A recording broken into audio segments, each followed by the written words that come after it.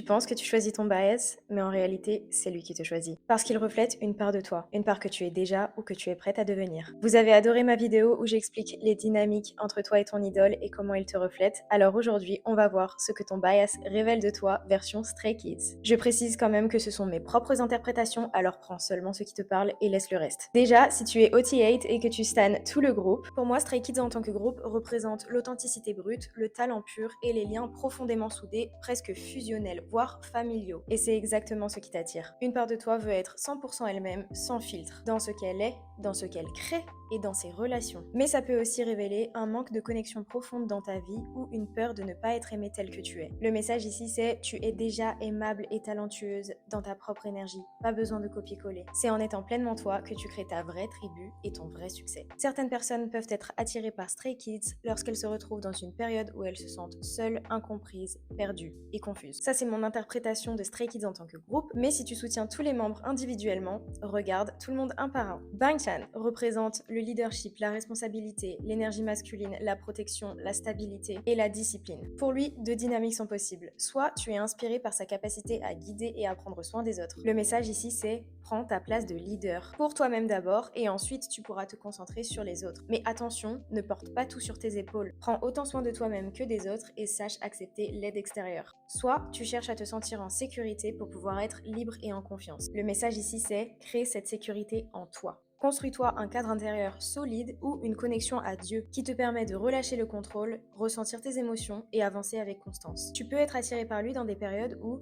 tu es prête à prendre plus de responsabilités, à entrer dans une énergie de leadership ou de maternité, à retrouver foi, estime de toi et soutien, ou à t'ouvrir à la spiritualité, à Dieu, à quelque chose de plus grand. Lino, il représente l'indépendance, le chaos et la liberté. Il reflète une part de toi sauvage, imprévisible, presque dérangeante, qui n'a rien à prouver, ni à son image, ni au regard des autres. La part de toi un peu psychopathe qui veut juste être elle-même sans demander la permission, quitte à râler, provoquer ou déstabiliser juste pour le plaisir. Mais quand tu n'es pas aligné avec cette part de toi, il y a deux cas. Soit tu l'assumes déjà mais tu as parfois du mal à te comprendre toi-même, soit tu la ressens mais tu n'oses pas l'exprimer par peur d'être rejeté. Le message ici c'est tu as le droit d'être différente, mais ta vraie puissance c'est de te comprendre et de t'assumer consciemment.